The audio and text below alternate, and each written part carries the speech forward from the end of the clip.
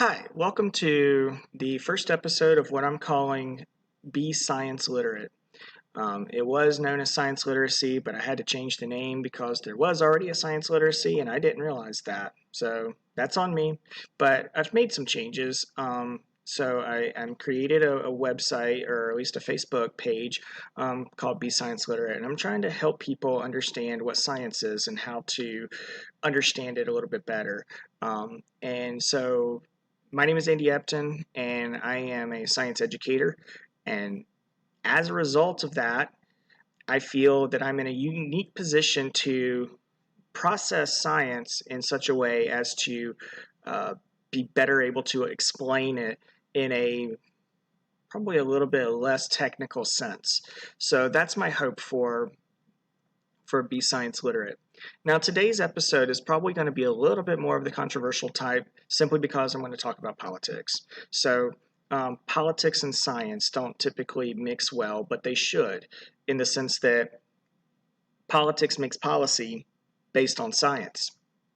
And often scientists are told, stay out of politics, stay in your lane, things like that. But the politicians are constantly dealing in science or making decisions either based on or affecting science. So scientists need to enter the political arena, maybe not necessarily like politicians, but in a way that to make their voices heard or to make their science heard, their research, their investigations, and maybe understood better. And if they can't, then maybe people in a position, again, such as myself, a science educator or a science communicator of some sort, would be better fit to, better suited to do such things. So, what I'm going to be talking about today is that as a science enthusiast, science educator, communicator, um, I am throwing my support behind Joe Biden for president. And I know that may come off as either obvious or even, um, you know, sad for some people because they may support the current president, Donald Trump. But speaking specifically from a science standpoint, we can't handle another 4 years of Donald Trump. He has consistently been at odds with science. He has consistently said he doesn't believe the science or that he doesn't think the scientists know.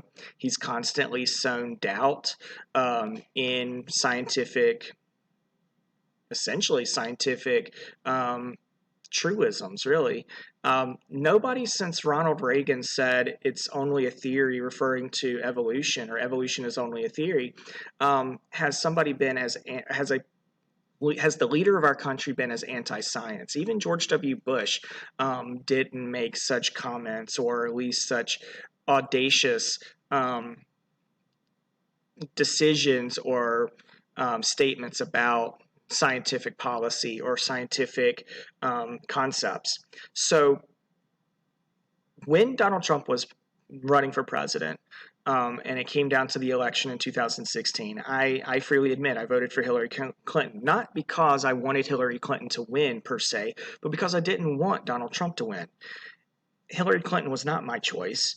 I had two choices, Donald Trump or Hillary Clinton. And I knew of the two that Donald Trump was going to be, without a doubt, the biggest threat to the environment and science in general. And essentially, that worry has come to fruition. Basically, from day one, he has made it his goal to turn back some of the gains that we made in the last administration on in the environment. So the Clean Water Act, he overturned various executive orders by President Obama using his own executive order privilege. He has made basically executive orders dealing with fuel emissions or greenhouse gas emissions, especially fuel economy.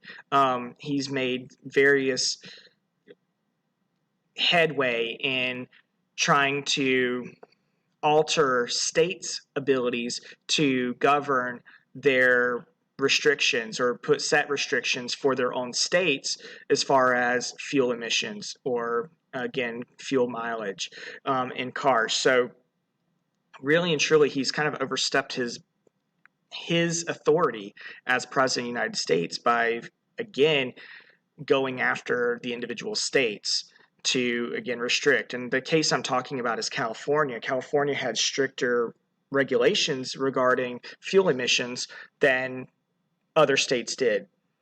As a result, the car manufacturers, if they wanted to sell cars in California, which is clearly a huge, huge market for them, had to adhere to California state standards. They didn't want to do that. They asked their friend, in a way, Donald Trump, to step in, and he did. He stepped in and he said, or at least tried to pull back those regulations and prevent California from instituting its own regulations regarding emissions in its state, which is a little ridiculous because, again, we know that greenhouse gas emissions, especially from cars and other vehicles in the transportation sector, while not the biggest contributor to climate change, is a significant contributor in its own right. So by reducing the emissions from the cars, or at least having stricter restrictions on them, California was at least making a case to mitigate the current warming trend of our planet. But that was going to cost businesses, at least in the case of the manufacturers. Now, the car manufacturers are quite capable of making these changes. They just don't want to. They see regulations as prohibitive and inhibitive to their ultimate gain, which is profit. They have to use some of that profit in order to make their cars more efficient or more environmentally friendly, and they just don't want to do that. And that's their decision.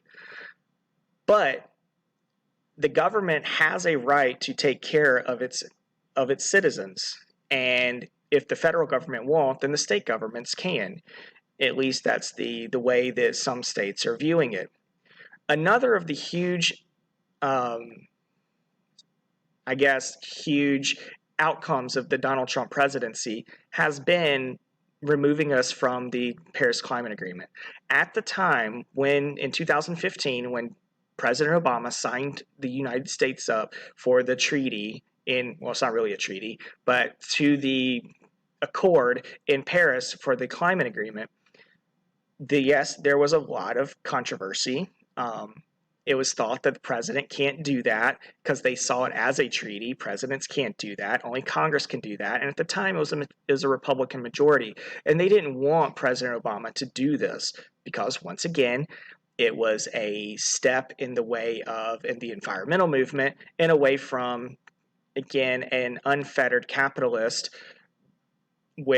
capitalist agenda, which basically says profit is the ultimate goal. So Donald Trump removes us. One of the first acts he does is within months of becoming president, he announces he's got planned to pull us out of the agreement. At the time, there were only two other countries, Syria and Guatemala, I think it was, or Nicaragua, one of the Central American countries. Not exactly a huge list. And we joined them.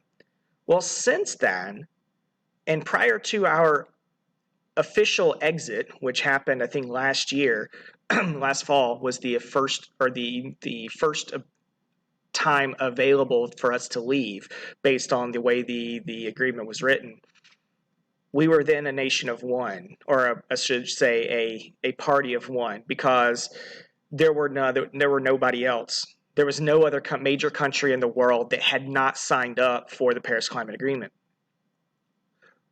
We are the only country to not be doing anything to mitigate climate change, or to at least attempt to mitigate climate change.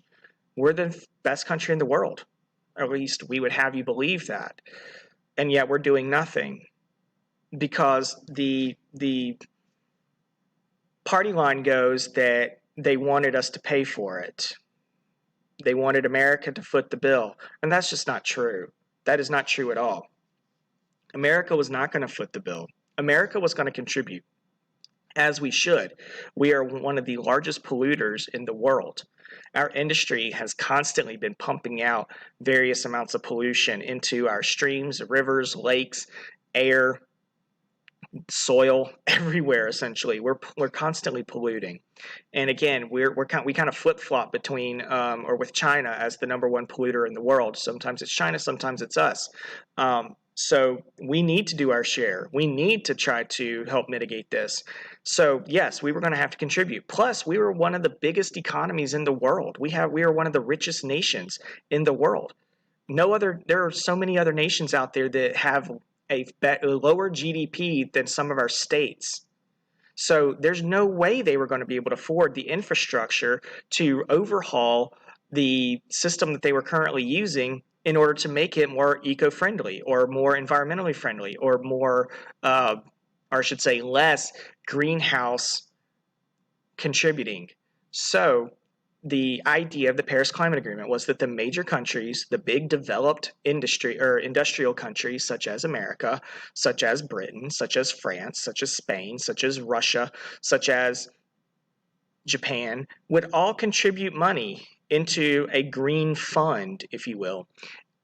A certain amount of money, $1 billion here, $1 billion there. And in all honesty, $1 billion sounds incredibly high, and it is very high. But for a nation that makes, hundreds or thousands of billions, which means trillions of dollars per year, $1 billion is really not that much. So we agreed, or at least again, our former president, President Obama, agreed to contribute this money, and it came out into the press as America is gonna foot the bill. We're not footing the bill. In fact, we haven't paid a dime, not 1 cent into the Green Fund, and the Green Fund is already over $100 billion. Where does that $100 billion come from? Not from the United States, but from England, from France, from Spain, from Germany, from Japan, from Russia, from all the other countries that have contributed to it. That was the ultimate goal. Never, America, you foot the bill, but hey, America, you pay for your share. You're polluting, and we still are. We're still polluting. We're still, again, in the top 2 of polluters in the world. If not number 1, then definitely number 2. So what's the holdup here? Why can't we foot or at least pay for what we're doing or help mitigate this particular situation? Back in 1998, there was another attempt at this. It was a toothless attempt. It was called the Kyoto Protocol. The Kyoto Protocol basically was an attempt at the major nations, the United Nations essentially got together, all the major countries of the world, developed countries, of the world, and said, hey, we need to reduce our carbon footprint. We need to reduce our greenhouse gas emissions because this is happening. The climate is changing. Planet is warming. We need to do something. So what are we going to do? And they came up with this idea that each country was going to reduce their warming by a certain percentage, except the countries that were still developing, because it's well known that developing countries are going to actually produce more greenhouse gas emissions as they catch up to the rest of the nation. We've already had our developing stage. That was the 1800s. England had its developing stage. That too was the 1800s. So we've already gone through that, yet places like China and India are about 200 years behind us, give or take. So they agreed, or at least the United Nations at the time agreed, that those countries, specifically China and India, the 2 most populous nations in the world, were exempt from the Kyoto Protocol because they were considered developing. They were considered to not have the infrastructure necessary to reduce a greenhouse gas emission and still join the developed world. So the trope became, what about China and India? And that trope has continued to today. What about China and India? Well, in the Paris Climate Agreement, China and India are included. We don't need to wait for China and India to get their act together because they've already signed on. They're already making strides. India, if I'm correct on this, actually admitted they wouldn't be able to do anything to lower the greenhouse gas emissions until about 2030. Then they felt they would be ready to do so. And that's exactly what the Paris Climate Agreement is kind of set up for. It's not to immediately get started or to reach a certain goal by a certain time necessarily. And if you don't, then, huge sanctions or whatever else. This particular agreement basically said, all right, you set a target goal and a target date. Let's say 2050. You want to lower your emissions by 15% by the year 2050. Okay, you do what you got to do to try to reach that. And by 2045, if you haven't come close, you're not going to be punished. You can change your target date. You can change the target percentage even. You can say, okay, we're actually going to do 10% because we're closer to that, and then we're going to set another goal. That's fine. That is completely acceptable. And nobody would have said anything except, hey, at least you're trying. We're not trying. We've stopped that. We've removed ourselves from this agreement because of a misunderstanding or at least a misinterpretation or a misconstruction of what is actually happening. So India is a part of the Paris Climate Agreement. China is part of the Paris Climate Agreement. In fact, China is already almost number one in solar energy production. They made a huge push to include solar energy. I mean, it's a fairly large country, not huge, but it has a lot of empty space because most of the people are in cities. So it's got a large open areas where they can put big solar arrays and gather as much sunlight as they possibly can and use it to produce energy. Yes, they're still pumping out coal smoke and coal pollution, but they're also pumping out tons of solar energy because they have the space and they made that push. They made that decision. So again, America, what are we waiting for? Are we waiting for India and China to get on board? Well, guess what? They're already on board. So now what's the excuse? The last 4 years have seen the environment take a step backwards, I think. The environmental movement was started in the 1960s and really kind of caught a headwind when the United States created the Environmental Protection Agency, the first of its kind, actually, the first governmental agency dedicated to protecting the environment. Other nations have modeled their versions after us. And one of the first provisions of the Environmental Protection Agency was the Clean Water Act, where we protect the waters of America from pollution. And yeah, there's some missteps there. We've made some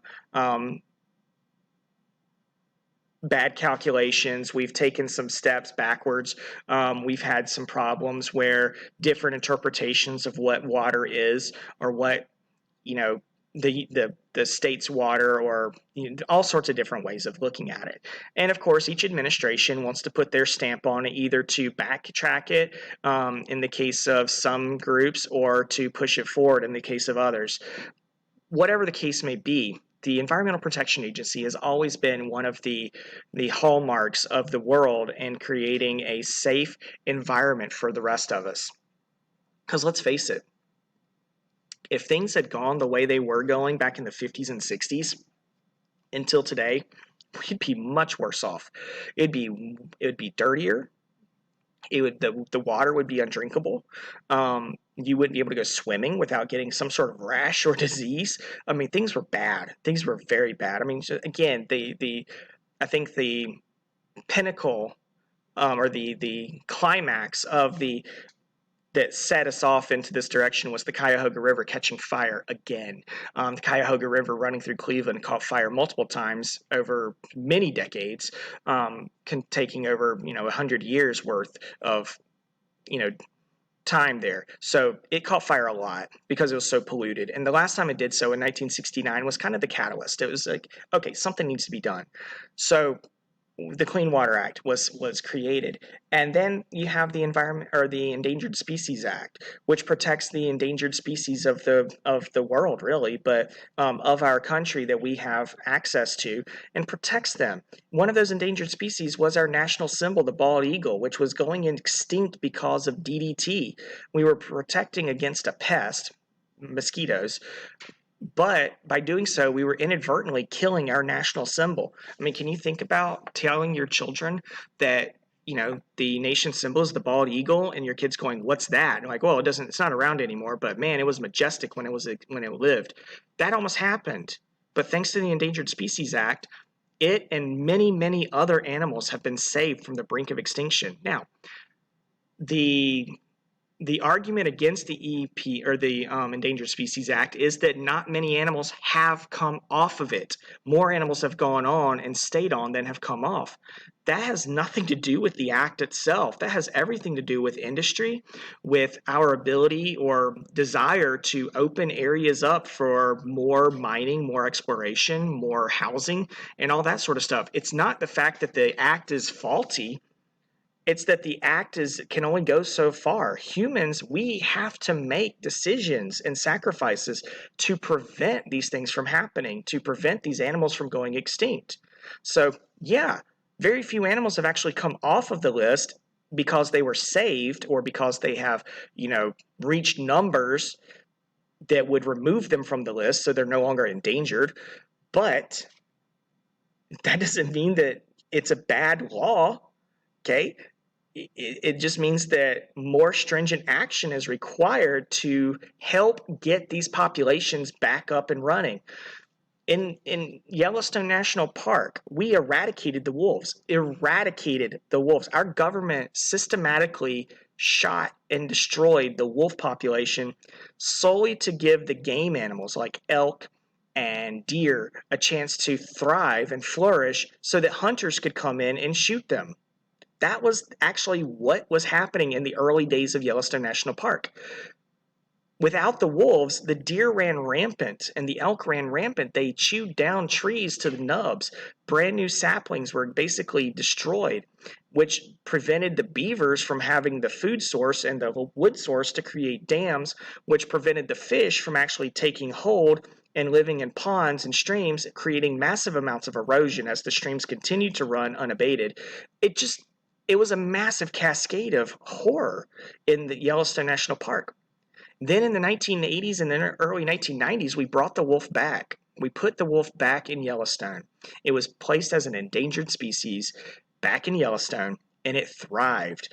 The population of elk went down. The health of the elk went up because fewer elk mean healthier elk, because that means more food to go around. The beavers came back. The songbirds came back. Erosion slowed down. Everything kind of turned back to normal. Now, granted, it wasn't exactly just the wolves that did this. There were other factors at play, but the wolves had a huge, huge impact on this. But they thrived so well that they started, the numbers went up.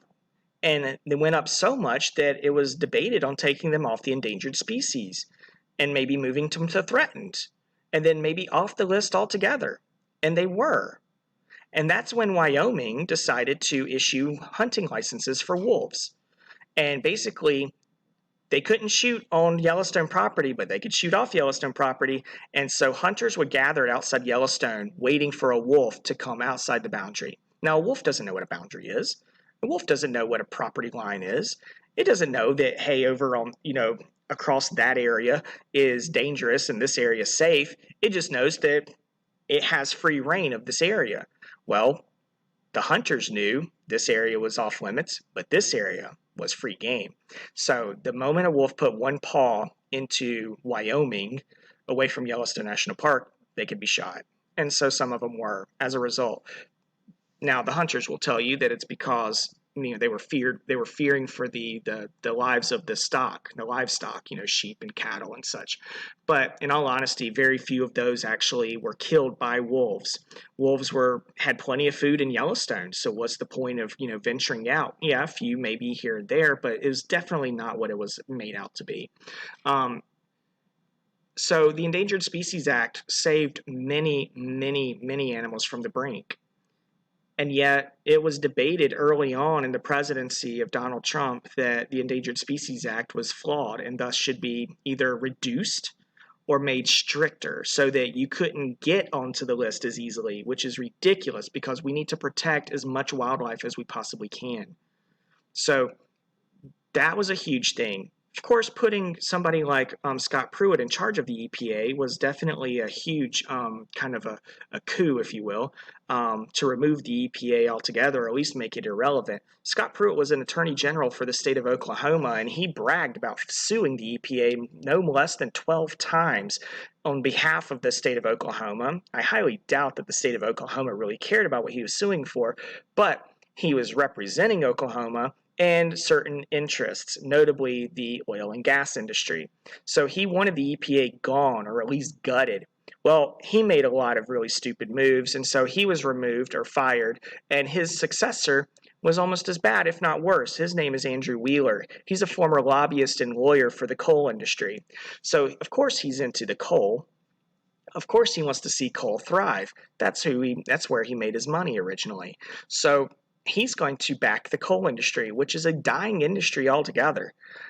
Very few jobs are being offered in coal, not because necessarily there's no more coal. There's plenty of coal still to be dug, but they're moving to machines. It's becoming machine dug. It's becoming machine mined. Very few shafts are being basically tunneled anymore because it's unsafe. So we do strip mining. We remove the mountaintops in West Virginia and Western Pennsylvania and dig the coal out that way. It's simpler, it's a lot faster, and it's cheaper. And you don't need as many people to do it because you have big machines to do it. So the coal industry is not dying because there's no coal. It's dying because natural gas is basically taking over, but it's also dying because the bigwigs in the coal industry are actually firing people in order to make more money. So the coal industry is dying. We don't need to prop it up. I remember when President Obama was kind of propping up solar energy. That was one of his goals, was to make solar a bigger commodity. And so he subsidized solar. And that came under incredible fire, incredible scrutiny and controversy that he's propping up solar businesses. He's using public funds to support one single industry. Well, guess what? We're subsidizing coal and gas and oil. We're paying for oil, gas, and coal. We're paying for it. It's being subsidized by the government. So the government is propping up an industry solely for its own benefit, nobody else's. There's no other reason to do this. Coal is the dirtiest fuel out there. It produces not just the most carbon dioxide, which is the major greenhouse gas that we're worried about, it also vaporizes things like mercury, arsenic, lead, because those are all associated with coal. They're sulfide minerals, which are often associated with coal. So not only are we burning that stuff, but we're also sending sulfur into the atmosphere as sulfur dioxide, which mixes with water vapor and comes down as sulfuric acid. So we have sulfuric acid rain, we have mercury in our waterways, we have lead falling from the sky because we want to burn coal. So you tell me why we should support an industry that is so deadly that it's going to cause the death of thousands due to health issues, health-related problems eventually. Now, you can't tie it directly back to the coal industry, but there is lead poisoning happening. There is mercury poisoning happening. And the major sources of that mercury and lead is coal. So 1 + 1 = 2. Yeah, the coal industry is very, very dirty. And of course, China and India, they burn coal. So what about them? Well, let them deal with themselves, okay? We're the United States of America. We have a president who is supporting a dying industry, who is propping up an industry, who's loosening restrictions on the ability or the inability, I guess, to pollute. So he's opening up waterways to pollution because of his predecessors' decisions to prevent that or to lessen that. So, as I've said at the beginning, I know that politics and science are things that don't usually go together. They're things that typically are, verboten together, forbidden. However, we need science in politics because politics is not staying out of science.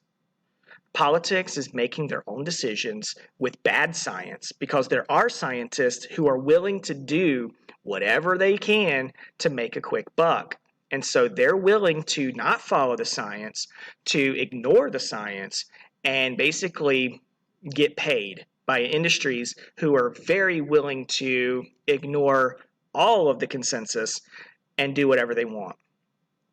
The climate is changing. Temperatures are going up. Our planet is getting dirtier. We need to do something. But right now, we have a government that is more interested in making money than protecting the only planet that we can call home. We can't live anywhere else. We cannot go anywhere else. Yes, there are other problems out there. Yes, there's a population problem. Yes, other countries do things. Yes, they're bad. But we have control over what we do. We can make decisions that affect our country.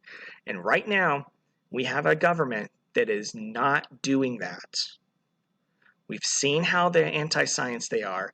We've seen how they're more interested in padding their own pockets than protecting their futures or the futures of their grandchildren. Because they're not going to be around for that. They're done. They're making as much money as possible and then they're getting out. And they don't need to worry about what the future holds. They don't need to worry about what 2100 looks like. They're not going to be here. So, of course they're going to get out. Of course they're going to do these things. But you know what? 2100 is going to come. 2100 will be here. And 2100 will see maybe not our children, maybe our grandchildren, maybe their children, our great-grandchildren. Either way, that's the world that they're going to inherit. What do we want to leave them? Do we want to leave them with a mess and say, you clean it up, we screwed it up, you clean it up? Can't do that because they're not going to be able to clean it up. We're irreparably damaging the planet and we need to stop. So politics and science have to work together. So politicians either need to stay out of science or scientists need to join the politics. And I'm thinking that politicians aren't going to do what they need to do, so the scientists need to step up. And again, if that means that I have to be one of those people, then so be it. So once again, I am supporting Joe Biden for president, not because I like the guy, but because I see the alternative as being far, far worse. So thank you for joining me. This has been the first official episode of Be Science Literate. I am your host, Andy Epton, and just enjoy science. Learn it. Live it. Because science.